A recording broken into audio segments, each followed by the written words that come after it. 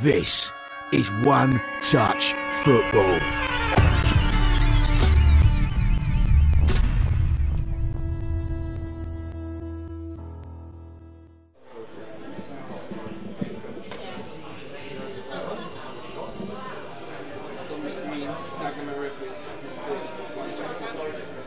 Alright, so this is One Touch again, and we're joined by Dagenham Redbridge striker, wide man, Dominic Green. How you doing, man? Yeah, I'm not too bad, thanks. How's the season been so far? Been alright? We started off a bit bad. I think we went on a little eight games of defeats, but into the new year now we've picked up a few good results. Like played against Southend, like top of the league table teams, and we've gone and got good results. So yeah, we're on up now. So what would you say throughout your career has been the biggest accomplishment so far? I'd have to say getting promoted to the Championship with Peterborough United. Okay. So from a young age, is football probably the only thing you've ever wanted to do? Yeah, 100%. That's all I've ever wanted to do. I've always played football as a kid, and I've always had like older people around me, like cousins, brothers, all been on football. So obviously I just picked it up from them. Okay. So your first signing was for Dagenham and Redbridge at a young age as well. How did you feel signing your first pro? I was going into it, I was hungry. I thought this is just a start. Obviously I just wanted to move on. Luckily I did move on, but I had the right people around me, so it was a bonus.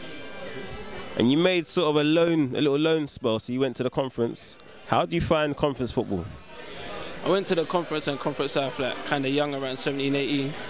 Obviously it was a lot to adapt to because it's more physical, but yeah, I think I handled it a bit well. Yeah. So what would you say the main differences are between conference football and league football? I would say in non-league football, it's a bit quicker, more physical.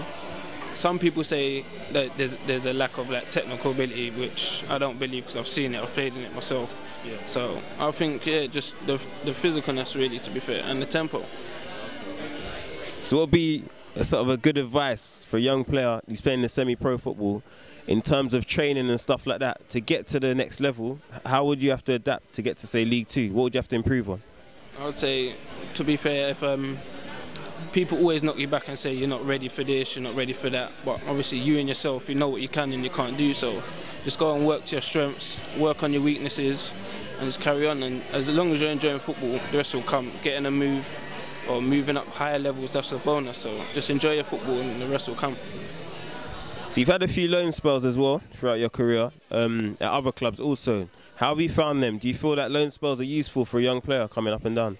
100%. Loan spells, they do a lot for you. You go away, you play, like, aim of it to go out and play games and get your confidence up.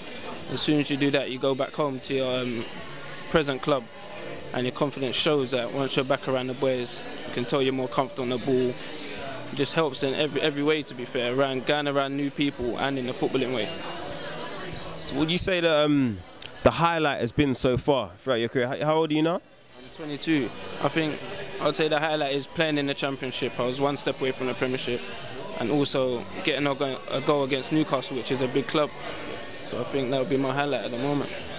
So again, sort of in terms of transitions between the leagues, you've played kind of up and down. How did you find the difference between League 2 and Championship football? They say as high as you go, the quicker the tempo is, which I'd have to say is a lie, because obviously non-league and League 2, that's a very high tempo game. Championship, like, you get on the ball, you can walk for like a second or two, so you get a lot more space in the Championship. But obviously everyone's a bit more technical, sharper at the same time. So would you say fitness is a major factor? Yeah, massively. Fitness and strength helps massively in the Championship. Everything else is sharper, like body-wise and in the mind. So what's the best advice you've personally ever been given? Just enjoy myself. Don't forget where I've come from.